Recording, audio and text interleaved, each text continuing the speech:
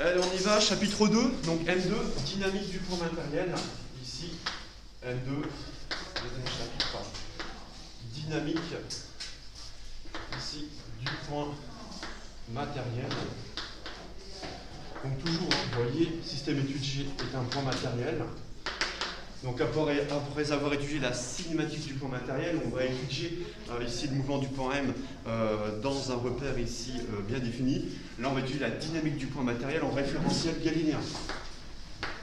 Là cette année, ici on va se placer dans un référentiel galiléen. Voilà. Alors, très rapidement, on va rappeler ici les prérequis de terminale, ce que vous avez vu l'année dernière sur la dynamique du point matériel. Donc on y va, si on vise voilà, l'introduction, les prérequis de terminale. Donc rappeler finalement dans l'introduction les lois fondamentales, les trois lois ici de Newton et la définition d'un référentiel galiléen, avant de s'attaquer à l'étude du mouvement des objets dans le champ de pesanteur terrestre. Alors, on y va. Premier prérequis, première chose que vous devez maîtriser, c'est le principe fondamental de la dynamique. D'accord, je vous rappelle l'énoncé.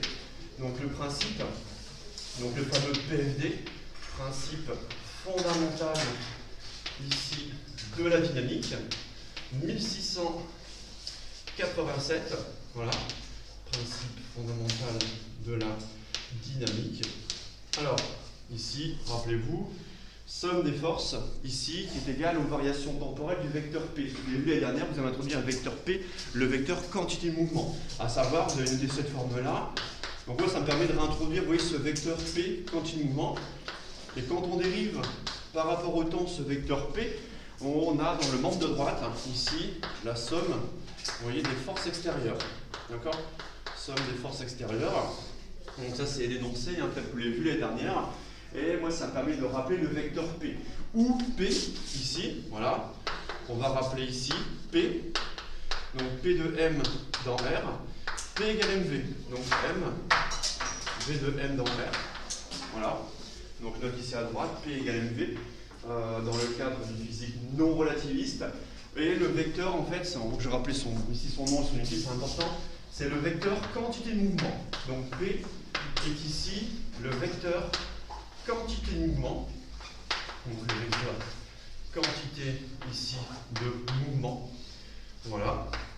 Et ce qui est important, c'est de rappeler son unité, donc produit d'une masse par une vitesse, donc kilogrammes, mètres par seconde. D'accord? Donc l'unité de P, ici en kilogrammes, voilà, mètres seconde moins 1 pour ce vecteur P. D'accord? Ensuite, ce que vous avez dit l'année dernière, si la masse du système est constante, bien que si la masse ici est indépendante du temps, il y a des systèmes ouverts pour lesquels la masse ici évolue au cours du temps. Ce n'est pas le cas ici, ce ne sera pas le cas cette année. La masse est supposée être constante.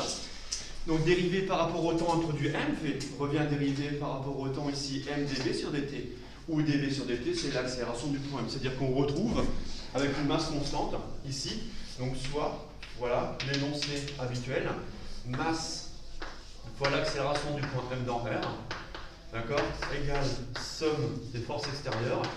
Ça, c'est l'énoncé habituel, d'accord, dans le cas où la masse du système est constante, d'accord. Ici, dans le cas, ici, où voilà, la masse du système est constante, voilà, on va le rappeler, le système ici est constante.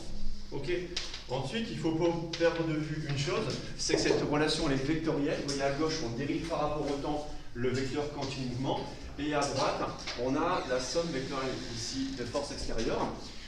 Ça, c'est uniquement valable dans un référentiel R galiléen. D'accord? Donc cette relation-là, je vais noter mettre une flèche, d'accord? Uniquement valable dans les référentiels R galiléens. Voilà, donc dans les référentiels galiléens. Voilà.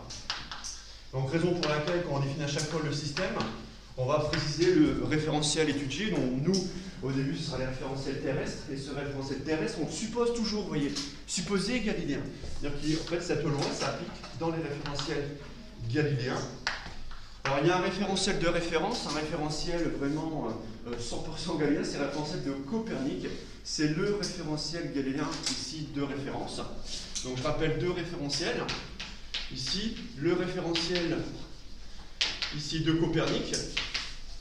D'accord? Le référentiel de Copernic. Voilà, en mécanique, il est important. Alors ce référentiel ici de Copernic, ici, son origine correspond au centre de masse du système solaire et il possède trois axes dirigés vers trois étoiles lointaines. D'accord? Donc référentiel de Copernic, d'origine, on va noter d'origine ici le centre de masse du système solaire. D'accord? Le centre de masse du système solaire. Donc ce qui correspond ici grosso modo au centre du Soleil, d'accord, notre étoile, donc centre de masse du système solaire, et dont les trois axes, les trois axes ici du repère, ici dont les trois axes, voilà, pointent vers trois étoiles ici lointaines. Donc les trois ici axes pointent vers voilà, trois étoiles lointaines. Voilà, donc l'origine et la direction des axes pour le référentiel de Copernic. Et lui, c'est vraiment le référentiel galiléen par excellence. D'accord? C'est la référence en termes de référentiel galiléen. Donc lui, c'est le référentiel ici galiléen de référence. Voilà. Galiléen de référence. Voilà. Donc après, nous, ce qui nous intéresse, c'est le référentiel terrestre. Alors lui, il sera toujours supposé galiléen. Mais il faut avoir en tête que ce supposé galiléen est valable uniquement pour des expériences de faible durée et on va dire de faible extension spatiale. Il faut que la durée de l'expérience soit courte, soit faible devant la période de rotation propre de la Terre, hein, les 23 heures, 56 minutes et 4 secondes, d'accord, qu'on approxime souvent en 24 heures. Et il faut que l'extension spatiale ici de l'expérience soit faible ici devant la dimension caractéristique, le rayon de la Terre. Donc là, je redéfinis en train de Copernic, ce qui est le référentiel galiléen de référence, l'origine, le centre de masse du système solaire, et dont les trois axes pointent vers trois étoiles lointaines. D'accord? Et ici, le référentiel terrestre, ici pour nous, le référentiel terrestre, ici, lui, est supposé, voilà, supposé galiléen. D'accord? Donc lui, il est supposé galiléen. On ne marque pas à chaque fois, hein. Rappelez-vous, référentiel terrestre supposé galiléen.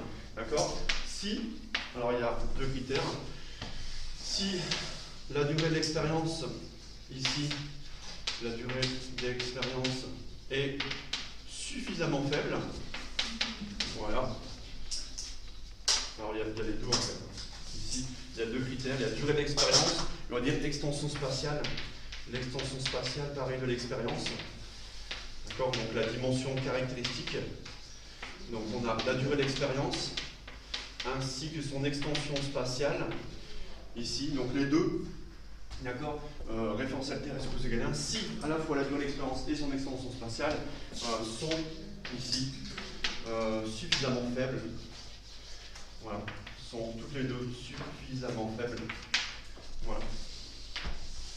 Donc pareil, ce suffisamment faible, vous voyez, entre guillemets, pareil, on va comparer la durée d'expérience devant la période de rotation propre. Il faut qu'on n'ait pas avoir d'expérience qui dépasse ici les 23 heures 56 minutes et 4 secondes. Et il faut également que l'extension spatiale de l'expérience soit négligeable devant le rayon. Et dans ces deux cas de figure, le référentiel terrestre pourrait être supposé comme étant galiléen. D'accord? Bien. Ça a été vu en terminale. Et dernier rappel de ce que j'ai vu en terminale, vraiment la base de la dynamique du point, c'est une conséquence, c'est la première loi de Newton. D'accord? Première loi de Newton. Ici. Je vais noter là. Voilà, donc première loi de Newton. Voilà. Première loi de Newton. Donc, qu'est-ce qu'elle nous dit cette première loi de Newton? Vous l'avez ici. Là, j'ai ajouté mes flèches, je les ai effacées. C'est une conséquence ici directe de la deuxième loi de Newton. Si la résultante des forces extérieures est nulle, donc si le membre de droite ici est nul, à gauche, vous avez une dérivée temporelle qui est égale à 0. Oui, il faut décaler vers le côté. C'est vrai, il faut décaler vers la A. Ah ouais, c'est vrai, il y a un petit décalage. Ouais, c'est bizarre, ça a bougé. Ouais, ça va mieux là? Ouais. Merci, hein. Super. Alors Théo. Voilà. Oh, merci Valentin, merci. Donc N'essayez pas de me le dire, hein. Là je vous entends à distance, hein. D'accord. Première loi de Newton, si le membre de droite est nul, d'accord, forcément la dérivée temporelle est nulle, c'est-à-dire que ce vecteur est constant. Donc si la résultante des forces extérieures est nulle, d'accord, ici, donc vecteur nul, alors ça c'est quoi ça? C'est-à-dire que soit il n'y a aucune force appliquée au point matériel, on dit que le système il est isolé, soit il y en a, mais elle se compense. Rappelez-vous la subtilité que vous avez vue en terminale, soit il n'y a aucune force, système isolé, soit il y en a, mais elle se compense. Toutes pour donner une somme vectorielle égale à 0. Donc c'est le cas d'un système isolé ou pseudo-isolé. Vous vous rappelez ça? Donc ça, on définit en fait un système qui est en fait isolé, ou bien pseudo-isolé. D'accord? Isolé, aucune force. Pseudo-isolé, il y en a, mais elles se compensent. Au final, on aura une somme vectorielle qui est égale au vecteur nul. D'accord? Alors, si on a le membre de droite qui est égal à 0, le membre de gauche, la dérivée temporelle est nulle. La dérivée temporelle est nulle. La dérivée de quel vecteur? La dérivée du vecteur quantité de mouvement. Ça. Et pareil, vous voyez, à chaque fois je mets par rapport à R, c'est par rapport à la référentielle R ici galiléen. D'accord? Supposé galiléen. Donc là, on aura, vous voyez, dire qu'un vecteur, ici, dire que sa dérivée temporelle est nulle, signifie que ce vecteur est une constante vectorielle. Alors, ça en mécanique, c'est bien d'avoir en tête, voilà, ici, ça c'est une constante vectorielle, d'accord, le vecteur est constant. Et ça, souvent en mécanique, on vous demande montrer que le vecteur est une constante vectorielle. Hein, montrer qu'il y a conservation du vecteur quantité de mouvement. Bon, en mécanique, il suffira de montrer que sa dérivée temporelle est nulle. Pour montrer qu'un vecteur est constant, on montrera que sa dérivée temporelle est nulle, et dans ce cas-là, on aura montré le fait que ce vecteur est effectivement une constante, c'est-à-dire une constante du mouvement. Alors, ça veut dire quoi? Avoir un vecteur P qui est une constante vectorielle. On va rappeler pour une définition, P égale mv, donc m fois v égale constante vectorielle, la masse étant constante, le vecteur vitesse est une constante vectorielle. Et si le vecteur vitesse est une constante vectorielle, le mouvement est rectiligne uniforme. Oui. Donc ici, ça signifie également que le vecteur v, ici, de m dans R, est une constante vectorielle. Hein. Ça c'est lié à ça. Hein. Si le vecteur P est une constante, P égale mv. P égale mv, forcément le vecteur vitesse est une constante. Et avoir un vecteur vitesse constant vectoriellement est caractéristique d'un mouvement rectiligne uniforme.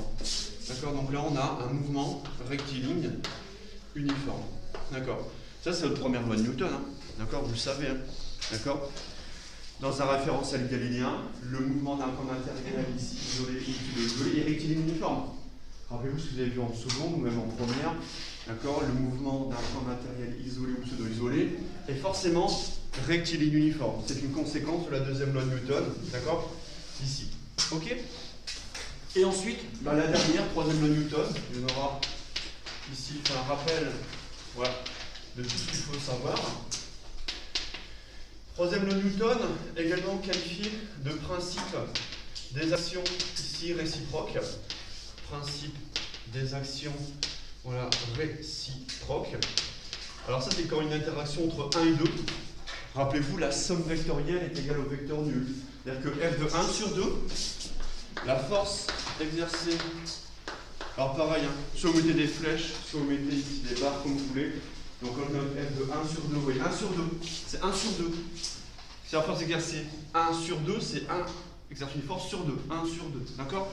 Plus f de 2 sur 1, et ça vous savez que c'est égal au vecteur nul. D'accord? Ça c'est, on reverra ensemble dans le cas des interactions ici gravitationnelles, ici électrostatiques, donc coulombiennes. Voilà. Bien. Bon, c'est bon, on peut attaquer. C'est-à-dire que, alors là, finalement, on va dire que la basier, c'est-à-dire que maintenant on pourrait s'attaquer à l'étude des exercices de mouvement. C'est ça en fait. Là, vous avez tout en main pour finalement étudier la dynamique du point matériel. C'est-à-dire que là, on va étudier les mouvements, mais on va se préoccuper maintenant cette fois-ci des causes qui leur ont donné naissance. C'est-à-dire qu'on ne va pas s'intéresser uniquement à décrire le mouvement des objets. On va dire, mais oui, ce mouvement, mais pourquoi? Quelles sont les forces à l'origine de ce mouvement? D'accord? Donc là, ce que je vais faire dans le cours, ce sont des exemples. Des exemples, ici, on va traiter intégralement des mouvements, je dis, mouvements de chute, et des mouvements balistiques, et voire même des mouvements pendulaires, probablement des mouvements pendulaires, la semaine prochaine. Donc gros chapitre. Pourquoi? Parce qu'à chaque fois, on va faire l'étude complète, et vous allez voir, à partir de jeudi, il y aura l'aspect numérique qui va rentrer en compte, parce que dès lors que nos équations différentielles vont devenir non linéaires, on ne pourra plus les résoudre à la main. Ça va être compliqué, trop compliqué de résoudre des équations différentielles non linéaires. Donc là, l'outil numérique sera indispensable pour donner une solution numérique, une solution approchée de nos équations différentielles. D'accord? Parce qu'en fait, on va se baser sur la deuxième loi de Newton pour établir ici les équations de mouvement. Donc on va retrouver des équations différentielles, d'accord, pour étudier ici ces différents mouvements. Donc on y va, premier temps, ici ensemble ce matin, on va étudier la chute des corps. Donc comme je vous l'ai dit hier, on va prendre un système, d'accord, que l'on va ici étudier. D'accord. Donc on est dans le champ de pesanteur terrestre. Alors on dit souvent champ de pesanteur terrestre supposé uniforme, c'est-à-dire que le vecteur petit g, d'accord, est égal à 9,81 mètres par seconde carré. Et en fait on va prendre un objet et on va le lâcher sans vitesse initiale d'une hauteur h. Donc on va le lâcher et on va étudier le mouvement de cet objet dans le champ de pesanteur terrestre. Attention, je ne le lance pas vers le haut, je vais le lâcher sans vitesse initiale. Et ça c'est important de bien les énoncer. Oui, pour avoir ici les conditions initiales. C'est-à-dire qu'il faut des conditions initiales pour résoudre l'équation différentielle du mouvement. D'accord? Donc ici, on va étudier la chute des corps. Donc premier temps, chute des corps dans le champ de pesanteur terrestre, sans frottement. On va commencer sans frottement, le cas le plus simple. Et on va voir que ce modèle sans frottement va donner des résultats qui sont un peu aberrants, surtout au niveau des vitesses à l'impact. Ce qui m'intéresse, c'est quand je vais lâcher un objet, je ne vais pas le faire dans le patin, je vais casser l'écran.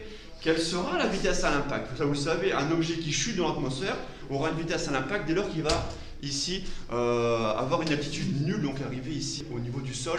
Donc à notre modèle, une fois qu'on aura nos équations, on va estimer la vitesse à l'impact de notre objet. D'accord? Et quand on va en fait finalement comparer, c'est ça le but de la physique, on a un modèle, on va comparer finalement notre modèle théorique à l'expérience. D'accord? On va confronter notre modèle, nos équations, à finalement ce que l'on peut mesurer, d'accord, avec nos appareils de mesure.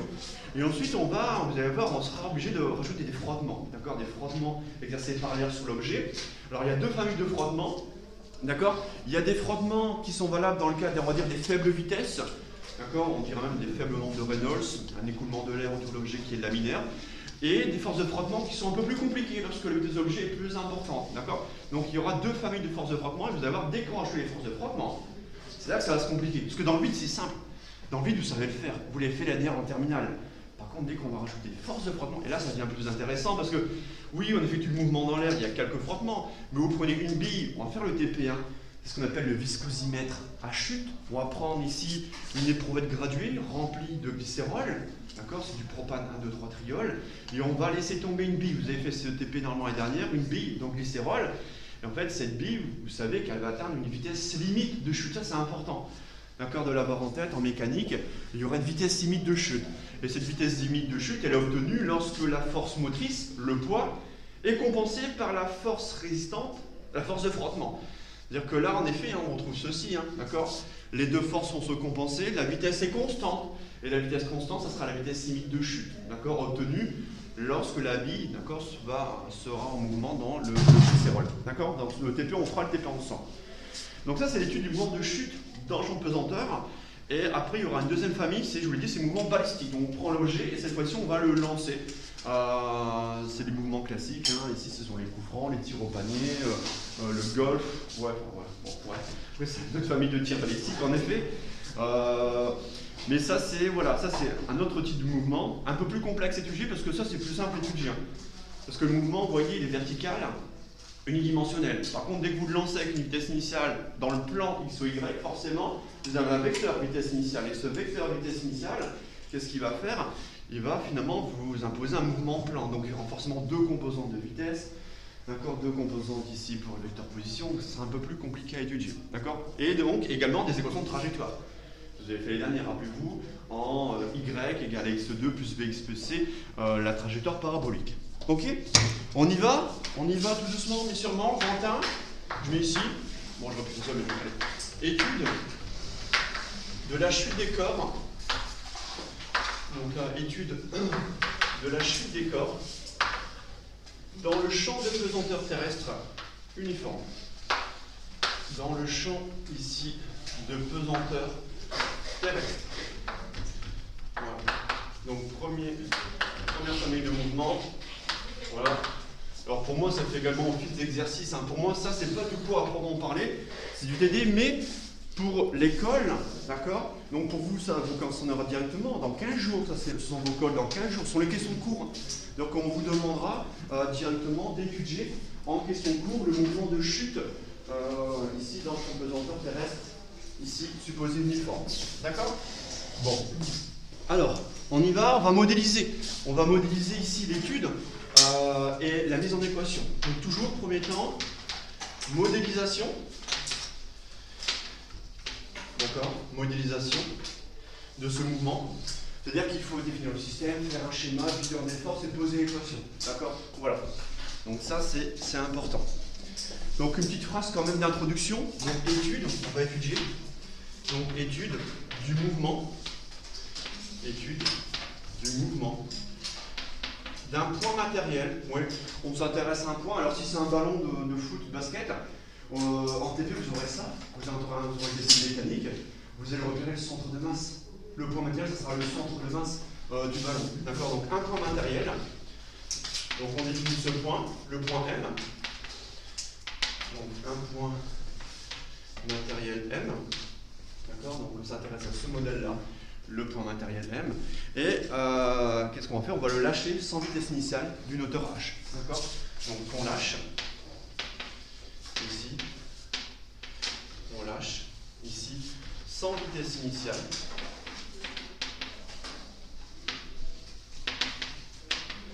Donc on lâche. On va lâcher sans vitesse initiale depuis une hauteur h.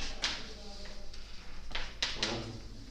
Alors là, l'énoncé, souvent on va vous imposer, ils vont dire une hauteur z en t égale à 0 égale à h. C'est-à-dire qu'ils vous imposent un axe au z, d'accord, tel que l'attitude en t égale à 0 soit égale à h, dans le champ de pesanteur terrestre supposé uniforme. Et alors toujours cette phrase-là, dans le champ de pesanteur terrestre supposé uniforme. Alors ça signifie qu'on va mettre un vecteur petit g qui est égal à une constante d'école sur le schéma, d'accord? Champ de pesanteur terrestre, voilà, supposé uniforme. Ok. Donc je souligne ce qui est important de repérer dans l'énoncé d'un tel exo.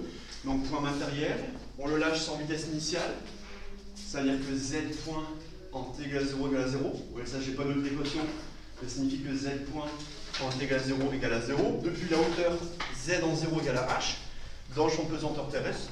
Ici, champ de pesanteur terrestre supposé uniforme. Donc on y va, on va faire le schéma. Ici, faire le bilan des forces.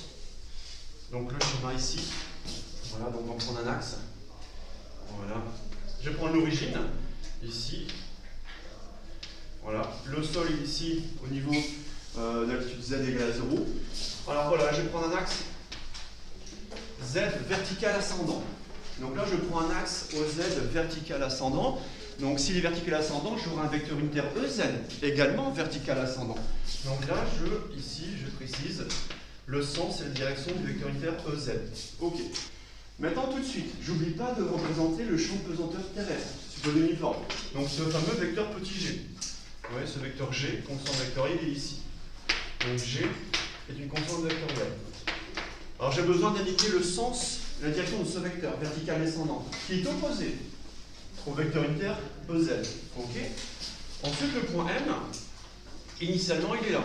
Donc le point M, à t égale 0, voilà, il est où? Ici, il y a une hauteur h.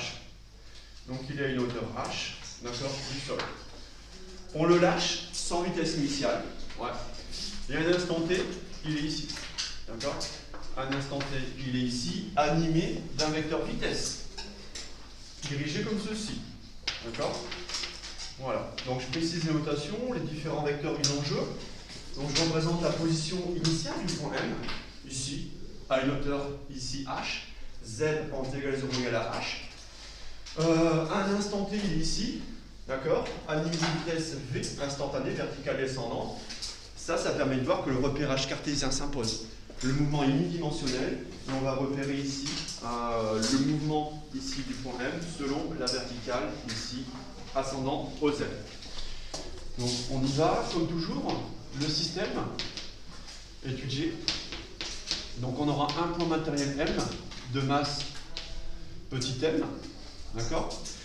Ensuite, donc, comme toujours, comme les premières fois, utilisant en toutes lettres un référentiel terrestre supposé galiléen. Donc le référentiel ici, on va utiliser pour prendre un référentiel terrestre, supposé galiléen, donc le fameux RTSG, hein, d'accord, qu'on marquera souvent en TD. Vous, dans votre copie, vous notez une fois en toutes lettres, et après, voilà, pour les autres études mécaniques, ok. Ici, compte tenu du schéma et de l'énoncé, un repérage cartésien unidimensionnel s'impose. Donc repérage cartésien ici selon OZ, voilà, s'impose naturellement pour cette étude. D'accord?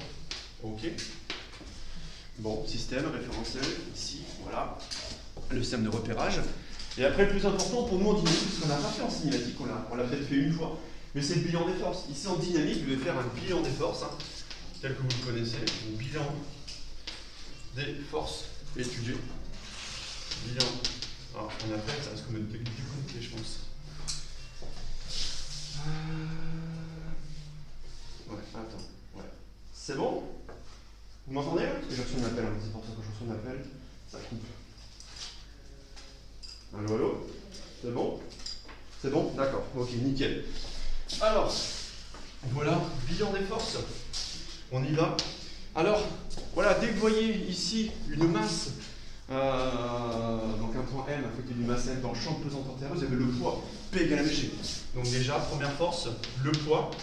Voilà, le poids P égale mg. P égale mg. Et comme la semaine dernière, ce qu'on fait, cette force, on va la projeter selon l'axe OZ. Donc P égale mg, quand on regarde G vertical descendant, EZ vertical ascendant. Donc là, on n'oublie pas de mettre le moins. Donc moins, ici, mg selon EZ. Donc ici, moins mg selon EZ, pour le poids. Ok? Voilà. Première force. Ici, le poids. Deuxième force, j'en ai parlé, d'accord, tout à l'heure, ce sont les forces de frottement fluide exercées par l'air sur l'objet. Et là, il y a deux familles. Donc, je les présente tout de suite, d'accord. Donc, ici, la force ici de frottement fluide. Donc, force de frottement fluide. Voilà, exercée par l'air sur l'objet. Donc, exercée par l'air sur l'objet, d'accord. C'est ce qu'on appelle également la traînée aérodynamique, hein, d'accord. Quand on va du G9 les profils d'ailes, les ailes d'avion, etc. D'accord. C'est ce qu'on appelle également la traînée aérodynamique pour la différencier de la portance. Donc la force de frottement fluide. Ici, alors là, il y a deux expressions. Selon, en fait, on va dire, bon ça c'est une hypothèse grossière, selon la vitesse de l'objet. Il y a deux familles de forces de frottement. Soit, donc je note en plus c'est une nouveauté, F égale accolade. Alors c'est une force qui s'oppose au mouvement. Une force de frottement s'oppose au mouvement. Ça vous le savez peut-être, hein, d'accord, s'oppose au mouvement. Et cette force de frottement, elle est de la forme moins alpha V. Moins alpha V. Ici, avec alpha positif, ce qu'on appelle le coefficient de frottement. Coefficient de frottement. Voilà. Linéaire. D'accord? Donc moins alpha V, où alpha est un coefficient de frottement linéaire. Et ça, ce qu'on appelle, ça c'est le modèle de Stokes. Donc je l'entre entre parenthèses. Ça c'est le modèle linéaire. Un modèle de Stokes. Modèle de Stokes. F égale moins alpha V. On voit que, vous voyez, la force s'oppose à la vitesse. F égale moins alpha V. N'oubliez pas le moins qui est très important. Alors ici, cette relation, d'accord, valable dans le cas des, ici, vitesse faible. Donc je mets ici ma parenthèse. Tac, je ne vais pas la fermer ici. Modèle de Stokes, on va dire valable, ici, pour, on va dire, entre guillemets, de faible vitesse. Donc premier modèle, voilà, pour de faibles vitesses de l'objet, on pourrait utiliser une force de frottement sous la forme F égale moins alpha V. D'accord? Je plonge un peu. Voilà, comme ceci. D'accord? Première expression de la force de frottement, F égale moins alpha V. Le cas le plus simple, ce qu'on appelle un modèle linéaire. Sinon, il y a une autre forme pour la force de frottement, plus complexe, en moins bêta, V, ici, d'accord? Donc V étant la norme du vecteur vitesse, ici, fois le vecteur vitesse V de M dans R. Donc deuxième expression de la force de frottement, moins bêta V vecteur V, où je note V, vous voyez ça, le V là, ça c'est la norme du vecteur vitesse. Norme du vecteur vitesse, ici, et là je note avec bêta, bêta pareil, positif.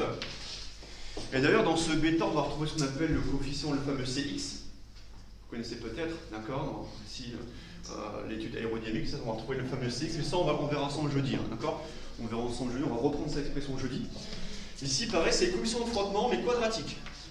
Donc ça sera le coefficient de frottement, d'accord, qu'on qualifie ici quadratique. Voilà.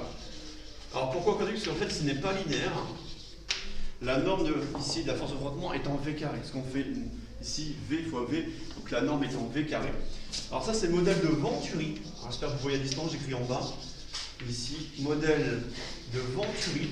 Modèle de Venturi avec un U ici.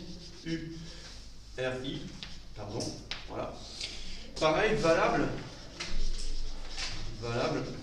pour, on va dire, des vitesses élevées, de grande vitesse. D'accord. Pareil, j'ai mis de faible vitesse. Ici, j'ai marqué valable pour de grandes vitesses du point M. D'accord. Donc deux cas de figure selon la vitesse du point M. Donc deux expressions pour la force de frottement. Soit on a un modèle qu'on qualifie un modèle de linéaire, modèle de Stokes en moins alpha V. Soit on a un modèle qu'on qualifie de quadratique, c'est le modèle de Venturi, en moins bêta, norme de V fois vecteur vitesse. D'accord. Ça sera jeudi matin. Jeudi matin, on va faire l'étude avec cette force de frottement là, qui sera quand même plus complexe. D'accord. Ensuite, souvent on l'oublie volontairement ou involontairement. Après, ce sont légitimes dans l'air, c'est la poussée Archimède. D'accord. Dans l'air, oui, dans l'air, il est légitime de négliger la poussée Archimède. Ouais. Mais dans un autre fluide, dans l'eau, dans le glycérine, il ne faut pas l'oublier. D'accord, cette poussée Archimède. Donc, troisième force, la poussée d'Archimède. Donc, la poussée d'Archimède. La poussée ici d'Archimède. Alors ici, je vous rappelle son expression vectorielle. Hein. C'est tout corps plongé dans un fluide subit une force, une poussée verticale ascendante égale ou opposée au poids de la masse de fluide déplacé. Donc ça nous donne en fait son note avec un vecteur pi. Pi égale, je vais le noter en rouge, on aura besoin en exo. Pi moins rho, d'accord. Alors rho, ça sera la masse volumique du fluide. Masse volumique du fluide. Masse volumique du fluide. Dans lequel l'objet est en mouvement. Alors un fluide, ici, ce sera soit l'air, soit l'eau. D'accord. Ou éventuellement la glycérine. V, d'accord. Volume de l'objet immergé. G, vecteur petit g. D'accord. Rappelez-vous, moins rho Vg. Où rho est la masse volumique du fluide. Mais dans le cas fréquent, ici, où la masse volumique du fluide est négligeable devant la masse volumique du corps, on pourra négliger, hein, d'accord. Donc, elle est souvent négligée. En norme, devant la norme des deux autres forces. Donc, dans le cas où, finalement, la masse volumique, ici, voilà, de l'objet, est très largement supérieure à la masse volumique du fluide. D'accord. Donc lorsqu'on a ici ce rapport, hein, ici, donc ρ objet sur ρ fluide est très grandement 1, c'est-à-dire que la masse volumique de l'objet est très largement supérieure à celle du fluide. D'accord. On pourra négliger la poussée Archimède. D'accord. Donc souvent négligé dans ce cas-là, notamment, d'accord, pour les mouvements ici dans l'air, notamment dans l'air. Voilà. On prenait par exemple une bille en acier, qui sera en mouvement de chute dans l'air. La masse volumique de l'air, ici, vous l'avez vu en chimie, d'accord, à 1 bar et 298 Kelvin. On est environ à 1,2, d'accord, 1,3 kg par mètre cube, notamment pour les mouvements dans l'air, où, je vous rappelle, la masse volumique de l'air, ici, ici la masse volumique de l'air. On va donner ici en kilogrammes ici par mètre cube. Donc ça dépend si vous voulez un chiffre ou 3 chiffres négatifs. Hein. D'accord? Souvent, alors on l'approxime à 1,3 kg par mètre cube avec 2 chiffres négatifs. Donc 1,3 kg par mètre cube. Donc dire que voilà, pour tout le mouvement de chute dans l'air, souvent cette poussée d'Archimède sera ici négligeable. D'accord? Bien. Et une fois qu'on a ça, donc on vérifie qu'on n'a rien oublié. Surtout là, pour vérifier comment terminer, qu'on n'oublie aucune force. Une fois qu'on n'oublie aucune force, on pourra poser la deuxième loi de Newton, à savoir, donc la masse du système est constante, donc on aura M1. Ici, on aura le poids, plus la force de frottement, plus éventuellement la poussée d'Archimède. Tout dépend si on effectue le mouvement dans l'air ou dans un fluide, ici autre. Donc c'est-à-dire, en fait, vous êtes amené à résoudre une équation différentielle. Pourquoi? À gauche, vous avez M dV sur dt, M dV sur dt, d'accord, égale P plus F plus le vecteur poussé Archimède. Donc ça sera à résoudre. Voilà. Donc on aura une équation à résoudre, équation différentielle. Ici, compte tenu de quoi? Compte tenu des conditions initiales. On a deux conditions initiales. Position initiale et vitesse initiale, ici, de l'objet. Donc compte tenu, ici, des conditions, ici, initiales.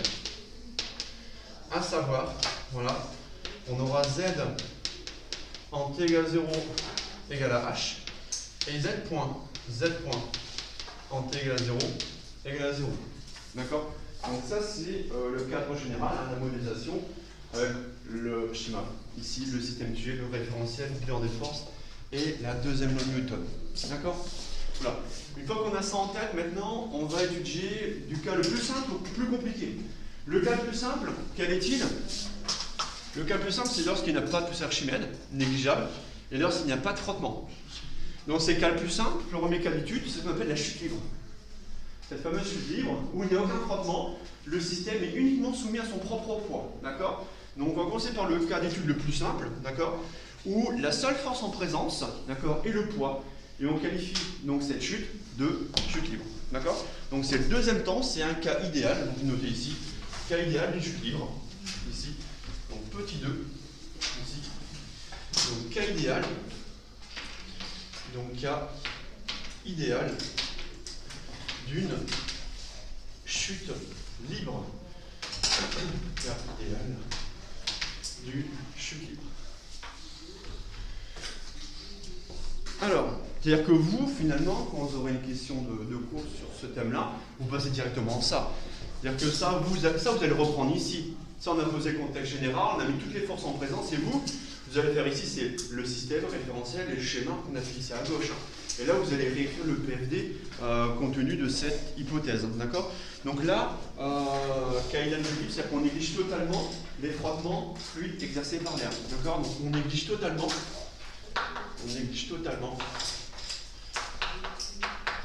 Voilà. Les frottements exercés par l'air. Donc pas de frottement. Les frottements exercés par l'air. Voilà. On les néglige totalement. Et également le poussée Archimède. Et la poussée Archimède. Ça c'est ici implicite. Voilà, dans l'air. On négligera aussi la poussée Archimède en norme devant le poids. Donc là, on va réécrire le PFD. Donc, on réécrit ici, dans ce cas, la deuxième loi de Newton. Voilà. Donc, dans ce cas très simple, on aura M1 égale P. Donc, on réécrit le PFD. On aura masse fois l'accélération du point M dans l'air égale uniquement au vecteur poids. Voilà. Donc M1 ici égale à P. Donc ça pareil, quand on dit à résoudre compte tenu des conditions initiales, il faut obtenir les équations horaires de mouvement. Donc là on y va, on a déjà fait ça ensemble la semaine dernière, qu'est-ce que l'on fait? Donc là on va expliciter le vecteur poids, on aura M1 à gauche, masse fois accélération. À droite on aura le poids, P égale mg. D'accord? Et là, vous simplifiez à gauche et à droite par la masse. Vous voyez la masse du système, à gauche et à droite. Et vous retrouvez quoi? Vous retrouvez quelque chose assez atypique en mécanique classique, atypique, dans la mesure où la masse du système n'intervient pas. C'est-à-dire qu'on a une équation où A égale à G. Vous voyez, A égale à G, l'accélération égale à G. Donc l'accélération du point M est constante. G est constant, on l'a vu sur le schéma. Vous voyez, le vecteur G en bleu est constant. C'est-à-dire que là, on retrouve, on en a parlé hier, un mouvement à accélération constante. D'accord? Donc là, on trouve le cas d'un mouvement, ici, à accélération constante. A égale à G. Voilà. A égale à G. Ok? Et surtout, ce qui est remarquable, c'est que la masse du point M n'intervient pas. D'accord? C'est une des rares fois où la masse du point M, c'est-à-dire que le mouvement du point M ici, la masse ici n'intervient pas dans les équations du mouvement. On aura A égale à G. Okay. Donc pour obtenir les équations en vrai, qu'est-ce qu'on va faire? On va ici intégrer et projeter. C'est-à-dire qu'on va projeter cette équation vectorielle dans la base cartésienne. Donc par projection ici de la relation A de M dans R égale à G dans la base cartésienne. Donc je vous rappelle, c'est une base qui est orthonormée directe.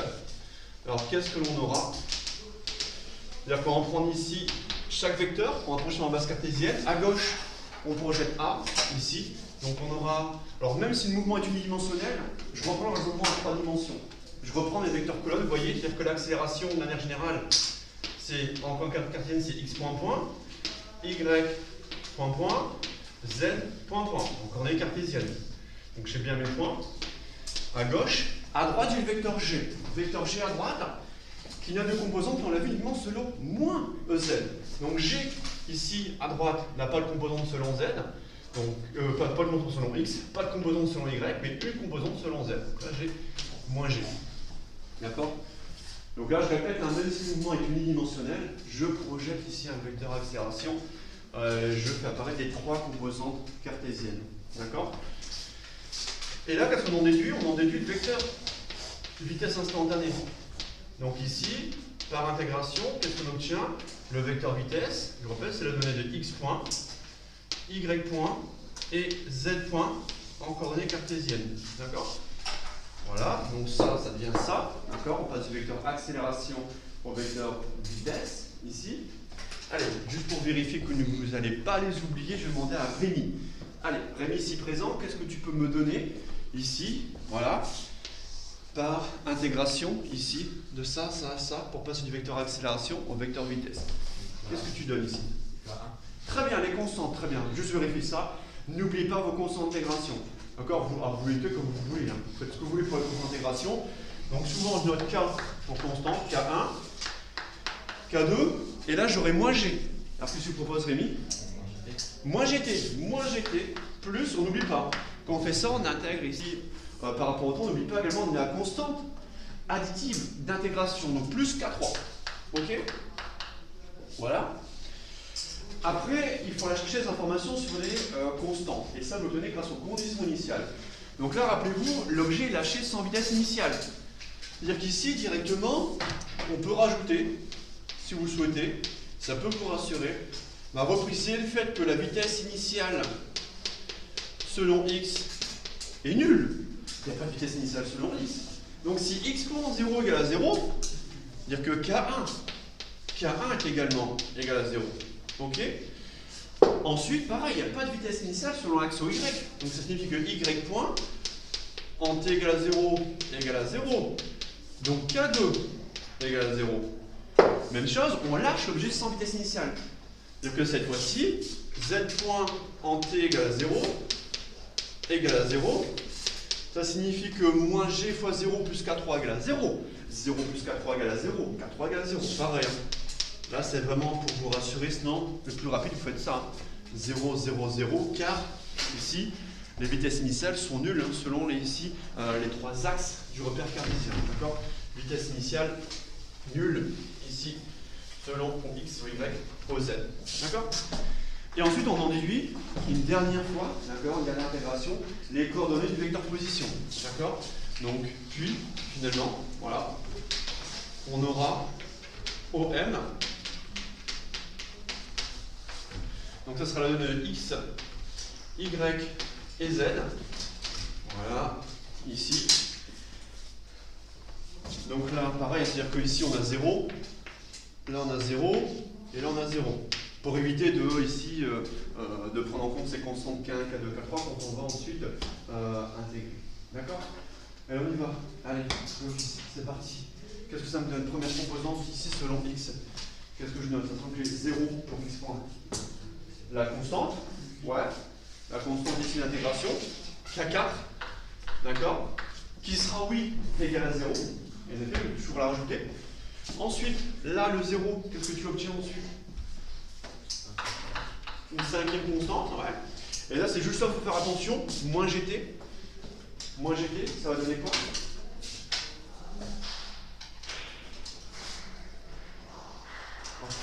Moins GT, quand tu donnes ici une intégration, ça donnera. Donc, tu as moins 1,5 de GT carré. D'accord? Moins 1,5 de GT carré.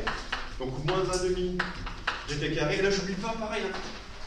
Une nouvelle fois, une dernière constante d'intégration. Allez, ici, on aura K6, la sixième constante d'intégration, K6. Et pareil, alors soit vous dites, voilà, à chaque fois, vous redonnez le système d'équation avec les positions initiales, ou soit vous barrez directement, donc je redonne une rédaction complète, avec à chaque fois, ici, la position initiale est nulle selon x en 0 égale à 0, y en 0 égale à 0. Par contre, attention, on a une position initiale selon z qui vaut h, donc z en t égale à 0 égale à h. Là, il faudra faire attention. La dernière, je vous rappelle, on lâche depuis la position initiale, h, z en 0. Alors ça implique que ici K4 égale à 0, ouais. Ensuite, K5 égale à 0, très bien. Et ici, la sixième constante d'intégration, K6, on aura quoi? On aura 0 plus K6 égale à H. K6 égale à H. D'accord? Voilà. Donc, sixième, voilà. Ici, donc non nul pour la sixième constante. Voilà. Et là, vous avez les équations horaires, ici, du mouvement, d'accord? Par intégration successive. Ici, voilà. Donc, d'où les équations horaires. Donc, les équations, voilà, horaires du mouvement. L'équation horaire du mouvement. Voilà. Sont. Donc on aura le système. Voilà. Donc la première est simple, ça sera x de t égale à 0 pour tout t. X de t égale à 0, y de t égale à 0 et z de t. Alors z de t, on aura h moins 1,5 gt carré. On aura h moins 1,5 de gt carré pour ici z de t. D'accord? Bien. Bon, jusque-là, pas de problème. Jusque-là, ça va. Il n'y a pas de grosse difficulté majeure pour établir ici les équations horaires du mouvement. Une fois que vous avez ça, il faut caractériser la chute libre. Ça, c'est important. Et là, c'est là que la démarche du physicien est primordiale. Vous devez comparer votre modèle théorique au constat, à ce que vous constatez expérimentalement. D'accord? Il faut comparer les deux. D'accord? Donc, on y va. Ici, donc dans la caractéristique, enfin dans les caractéristiques. Donc, caractéristique, voilà, de la chute libre. Caractéristique de la chute libre. Voilà. Et notamment, ce qui m'intéresse dans un premier temps, c'est la vitesse de chute. La vitesse de chute ici, qui ici nous intéresse. Alors, je l'ai effacé, on était sur le tableau précédent. La vitesse de chute ici est égale à moins gt. Rappelez-vous, il y a le moins gt. Moi, ce qui m'intéresse, c'est la norme. La norme de la vitesse de chute. D'accord? La norme de cette vitesse, ici, ce qui est important, il faut partir de z point égale moins gt. Donc, on y va. Premier temps, première remarque, ici, de l'équation. Donc, on part de l'équation. Ça, c'est la composante cartésienne de la vitesse selon z. Donc, z point égale moins gt. Alors, je vais bien faire le moins ici.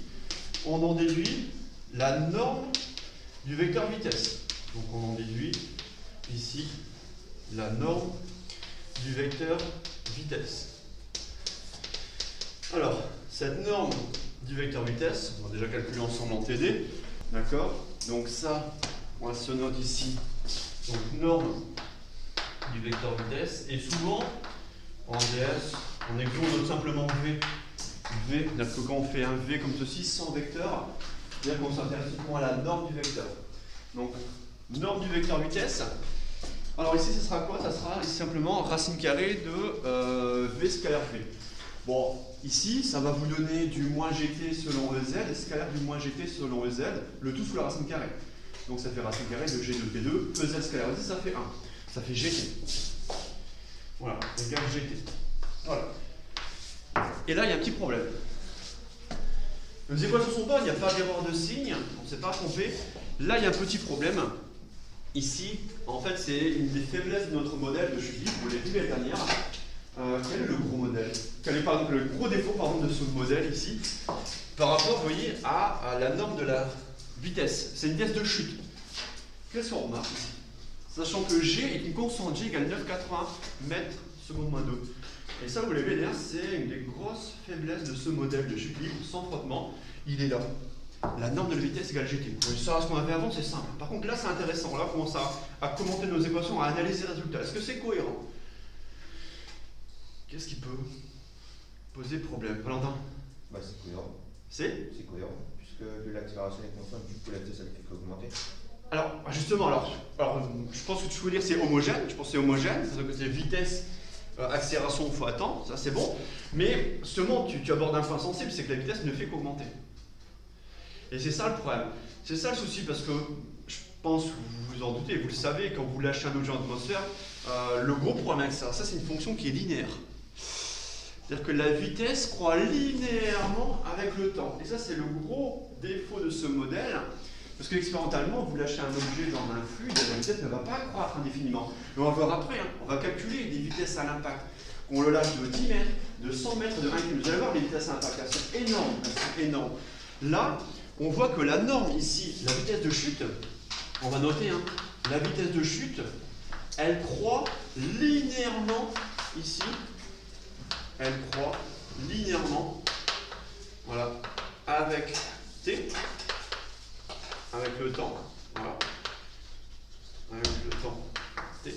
Donc il y a une croissance qui est linéaire, et ça c'est un défaut majeur de ce modèle. On va le voir après dans les applications numériques, c'est le défaut majeur de ce modèle. Voilà, ici. Ça signifie que voilà, vous multipliez ici la durée par 3, la norme de vitesse est multipliée par 3. Et ça, c'est pas compatible avec ce qu'on observe. D'accord? Donc c'est la faiblesse ici de ce modèle. Donc le temps, en fait ce temps c'est un temps de chute. Quand je dis le temps t, c'est le temps de chute, pardon. Le temps t avec le temps de chute. Voilà. Justement que je vais en parler après. Donc premier défaut de ce modèle, ouais, quand on est dans le vide, ici, voilà. Pas dans le vide ou quand on néglige les frottements, d'accord? Si on néglige le frottement, on va se retrouver avec une vitesse qui va croître linéairement avec la durée de chute. Bon. Parce que ça, oui, ça va dans le vide. Dans le vide, oui. Dans le vide intersidéral, oui. Loin de toute interaction, oui. Mais nous, dans l'atmosphère, si on néglige le frottement, on va se heurter à un problème, c'est que la vitesse croît linéairement avec le temps. Ensuite, la durée de chute.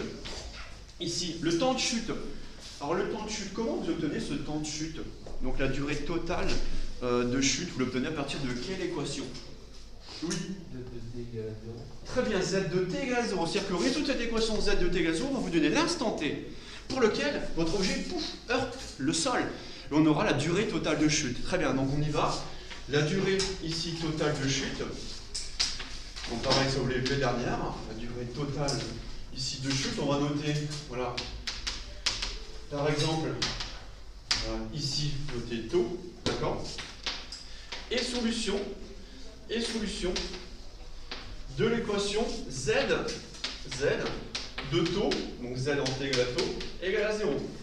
C'est-à-dire, ici, voilà, la durée totale de chute et solution de h, moins 1,5 de g taux carré égale à 0. Ici, ça va vous donner la durée totale de chute, à savoir taux égale 2h sur G. Le tout sous la racine carrée. Donc racine de 2h sur G pour la durée ici totale de chute. Ok. Et ça va me permettre d'estimer le dernier paramètre, un facteur qui est très important, la vitesse à l'impact. Dès qu'on aura la durée totale de chute, on a la vitesse à impact de notre objet. Donc on y va. Et c'est là qu'on pourra comparer notre modèle ici à l'expérience. Voilà. En troisième temps, en premier temps, nombre de la vitesse de chute.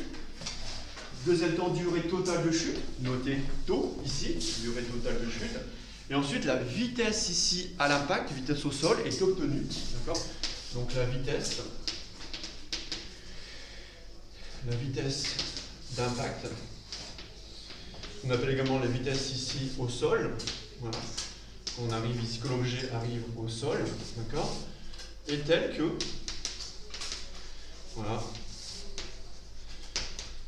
voilà, est telle que finalement, alors je l'ai plus ici, mais ça sera du z point, la vitesse z point à l'instant t égale à taux, d'accord.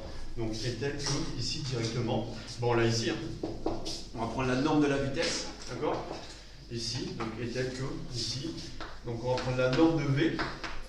Cette fois-ci, à l'instant t égale à taux. Vous voyez, là je prends la norme de v à t égale à taux, donc je remplace t par taux, ça donne du g taux.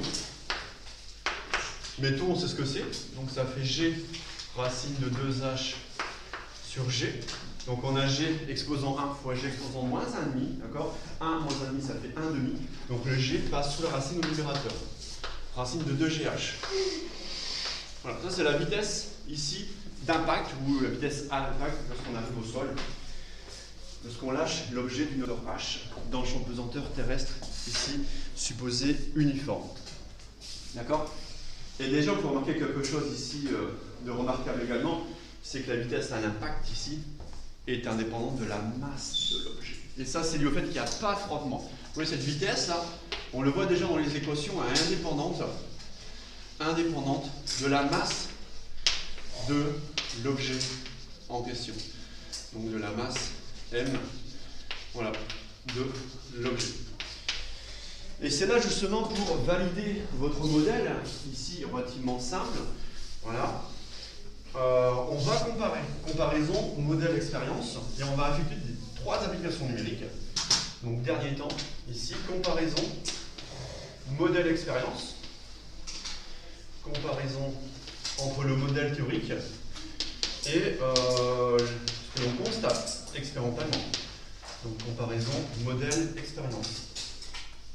Donc on va calculer cette vitesse à l'impact pour différentes hauteurs de chute. D'accord ? C'est-à-dire que pour une hauteur de chute, on va commencer avec 10 mètres. D'accord ? Donc pour une hauteur de chute, ici, de 10 mètres. Donc une hauteur de chute de 10 mètres. Et bien on peut estimer, c'est facile, hein, racine de 2GH peut être racine de 2 fois 9,80 fois 10. D'accord ? La vitesse à l'impact, la vitesse ici à l'impact, et 2. Alors c'est 14, c'est ça de mémoire, 14 mètres par seconde. Et 2. Donc là 10 mètres, je vais mettre en couleur les variables expérimentales, 10 mètres, on a 14 mètres par seconde, d'accord. Voilà, c'est multiplié par 3,6, ça fait environ du 50 km/h. Ça fait environ 50 km/h. Donc 50 km/h. Voilà. C'est-à-dire que voilà, dans une expérience où vous négligez totalement le frottement, voilà, vous avez par exemple une licence de mécanique à étudier en IPE. Vous supposez dans un premier temps que les frottements avec cette valeur sont négligeables. Bah dans ce cas-là, voilà, il faut vérifier s'il y a vitesse à l'impact pour une hauteur de chute de 10 mètres. Vous voyez, le modèle théorique prévoit ici une vitesse à l'impact de 14 mètres par seconde. Ok. On fait la même chose, donc même calcul pour une hauteur de chute de 100 mètres. Donc là, vous remplacez h ici par 100. Et cette fois-ci, la vitesse à l'impact pour une hauteur de chute de 100 mètres, elle est de 44 mètres par seconde. Vous voyez, 44 mètres par seconde. D'accord? C'est bien ça, je vérifie, 44 mètres par seconde. Ça fait environ 160 km/h. 160 km/h.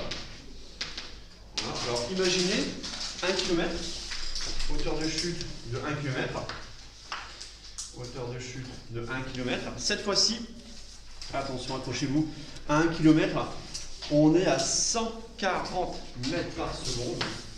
Alors ça paraît, vous ne prenez pas, vous le retrouvez. Hein. Vous le retrouvez en colle. À la fin, vous faites les calculs. Hein. Vous faites simplement racine de 2G fois H. Et ici, le 140 mètres par seconde vous donne environ 500 km/h. D'accord, pour la vitesse à l'impact.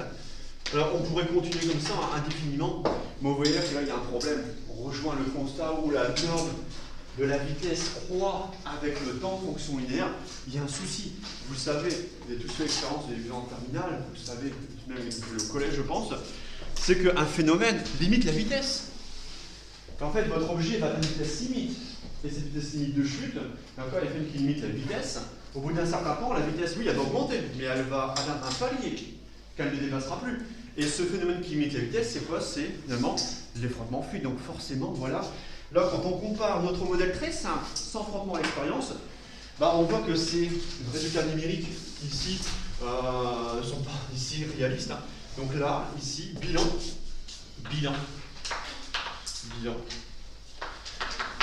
Un phénomène, ici, voilà, un phénomène physique, ça limite naturellement, voilà, limite la vitesse de chute, hein, d'accord?